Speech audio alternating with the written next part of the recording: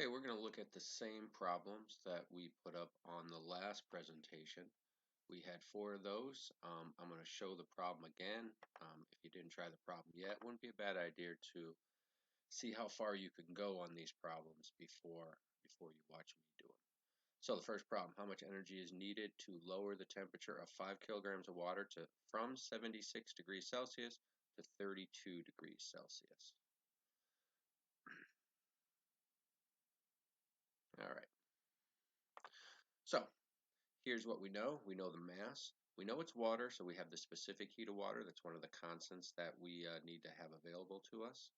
It's not going to be listed in the problems, right? But we gave it to on the last lecture, and you got to know to get it. Then we know the change in temperature, because change in temperature is always final minus initial. And then we know the final temperature, we know the initial temperature. So we have all of this information. Problem works out. Well, we're looking for energy, and we have the equation Q equals mc delta T, again from the last one. So if I set it up, a couple things I see. My final temperature works out to be a negative temperature. It's not positive 44 degrees, it's negative 44. I went down 44 degrees, right? So I have to plug that in, but I know my mass, I know my specific heat, I know my change in temperature. I can now calculate the heat that was involved in this situation. Now, a couple things, we pointed it out last time, but it's a huge number, right? We're expecting to be very big numbers. 5 kilograms is not an enormous amount of water, right? But but it still takes, 919,000 joules of energy to cause it to change to cause it to change 44 degrees. And again, 44 degrees, that's less of a temperature change than if you were boiling water. So again, it's not an outrageous change in temperature either. These are normal amounts of water and a realistic temperature change within there, but it still takes large amounts of energy. The other thing to point out is it's negative. Heat is the flow of energy, right? So sometimes we can have a positive heat flow, sometimes we can have a negative heat flow. I wouldn't really call it a vector because it doesn't have a direction per se, north, south, east, west, up, down, or anything like that. But it does have a direction in the sense that in this case it's a negative amount of heat, which tells us that heat must be flowing out of the material, right? We must be removing energy from the material, which causes the molecules to slow down and therefore the temperature to decrease. We look at the units when we plug it in, and we are left with joules, which gives us a good indication we're right, because joules is how we measure the flow of energy. Okay.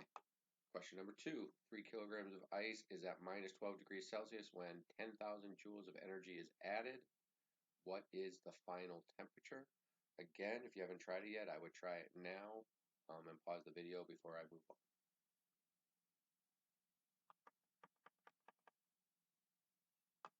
Okay, so once again, here's what we know. We know the mass of the ice. This time we know it's ice, so the specific heat is 2,100 joules per kilogram degree Celsius. I know the change in temperature. I know the equation for the change in temperature. I don't have the final temperature, right? But I know Q, and I know the initial temperature, so I know a few things. So I'm dealing with a temperature change. At least to start this problem, I'm dealing with a temperature change. So I know I'm going to be using the equation Q equals mc delta T again. And let's see how we would do that. So we have the equation Q equals mc delta T, but I'm looking for the change in temperature, so I have to rewrite the equation or solve for delta T, which is going to be Q divided by the mass divided by the specific heat. Again, the units work out correctly. I have 10,000 joules, and it's added, it's positive, so I know it's going to raise the temperature. Divided by 3 kilograms, divided by the specific heat of ice this time, 2,100. Everything cancels out except for degrees Celsius, so there will be a temperature change of 1.59 degrees Celsius. That's not what the temperature is, that's how much the temperature will change. So we were at minus 12, we're going to go up 1.59, which means we are going to end up at negative 10.41 degrees Celsius. So there is problem number 2.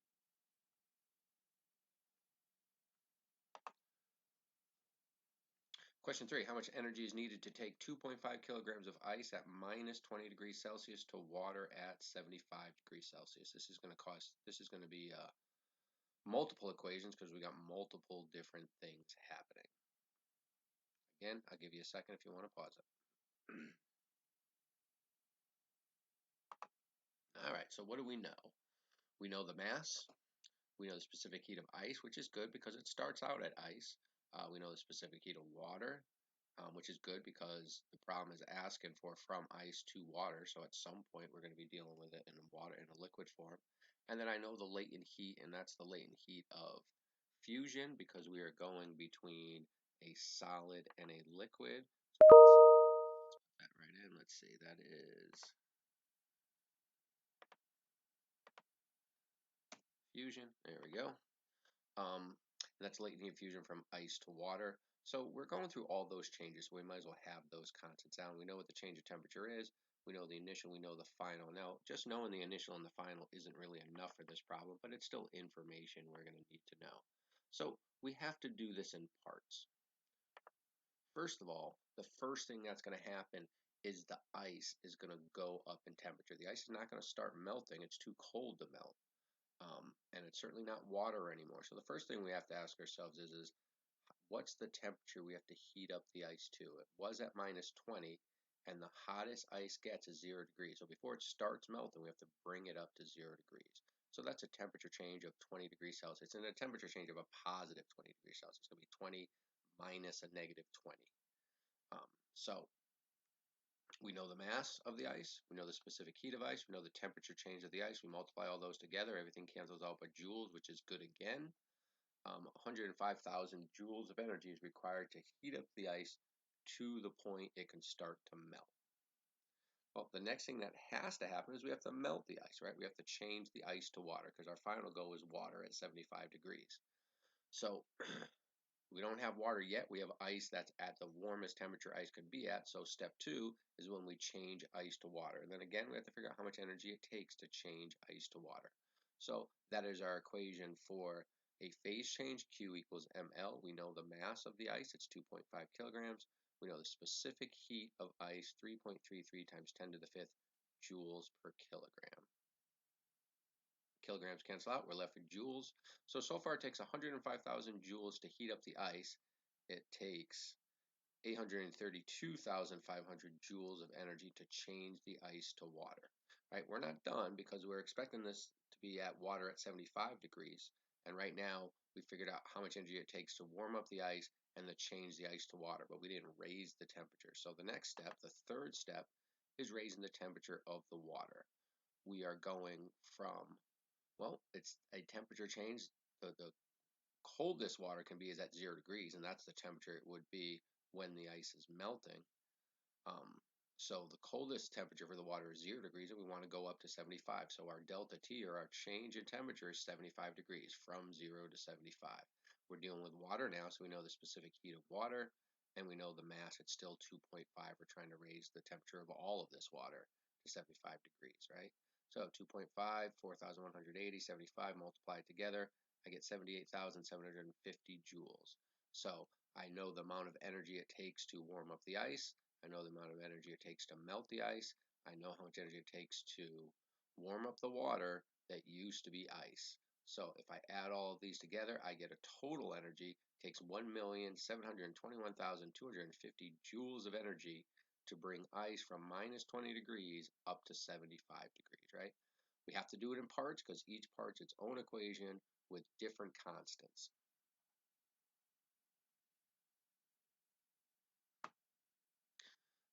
Number 3, there's 2 million joules. It's added to 7 kilograms of ice, and that's ice at 15 degrees Celsius. What is the final condition, temperature, and phase?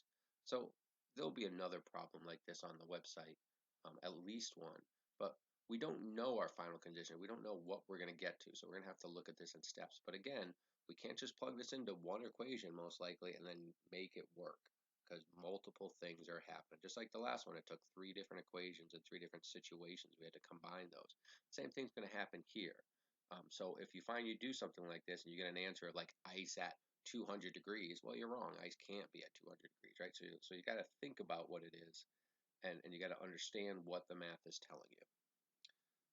All right, once again, I'll pause it, or you can pause it if you want to try this problem before I do.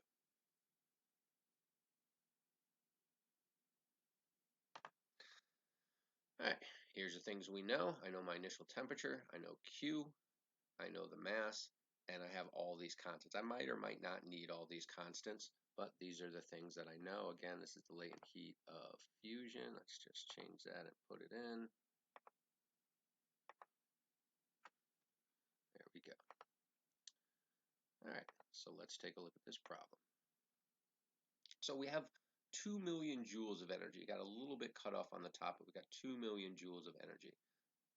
The first thing that could happen is raising the temperature of the ice. The ice is at minus 15 degrees, so the first thing that will start to happen as we add energy to this ice, it'll go up in temperature.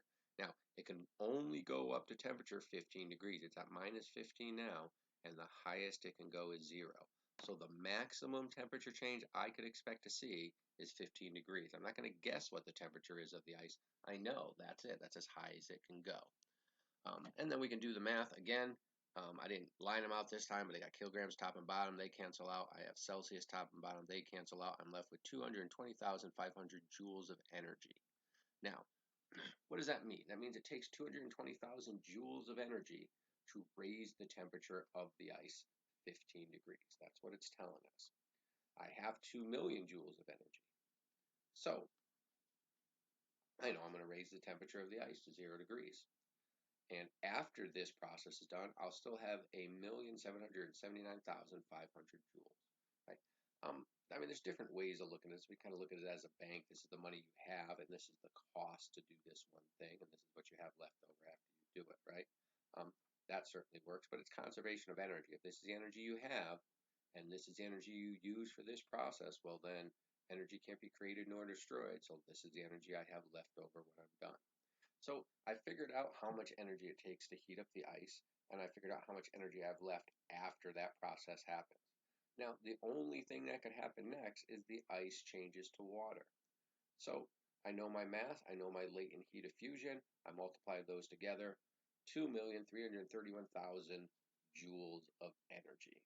So let's think about what this means. And again, it's kind of like forces in my mind in the sense that the math isn't hard, but when you calculate things, you got to understand what they mean and understand if they're possible, right? So you got to think about the situation much more than just blindly following numbers that you calculate.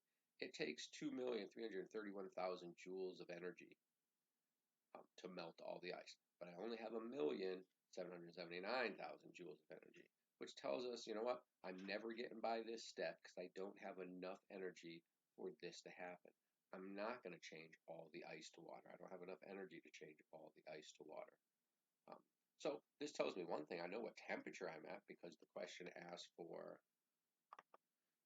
temperature and phase. Well, I'm at 0 degrees because I didn't change the ice to water, so I didn't change all the ice to water, so I didn't get past 0 degrees. So I know my temperature. My temperature is 0 degrees.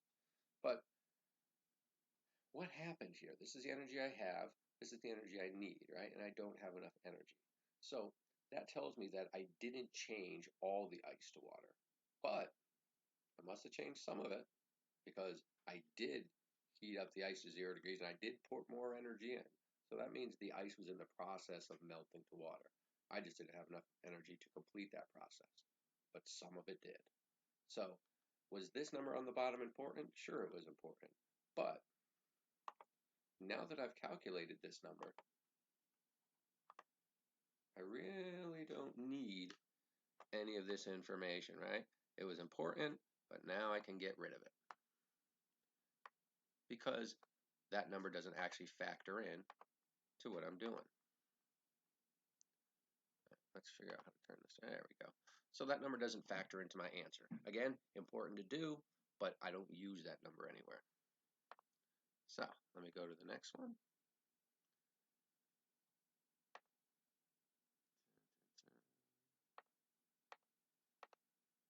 Perfect.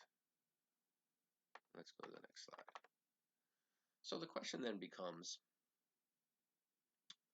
how much did I melt?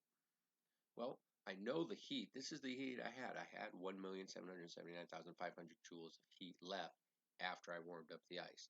I know the latent heat of fusion for ice. So if I use the same equation but solve for mass, I get 5.34 kilograms, which tells me 5.34 kilograms went through the phase change. So what are my final conditions? Well, everything's at 0 degrees Celsius because that's where I was in temperature. I have 5.34 kilograms of water. And I started with 7 kilograms total, so if I have 5.34 kilograms of water, I must have 1.66 kilograms of ice still. So if I add them up, they have to add up to 7. So there it is. There is problem number 4. Hopefully these make sense.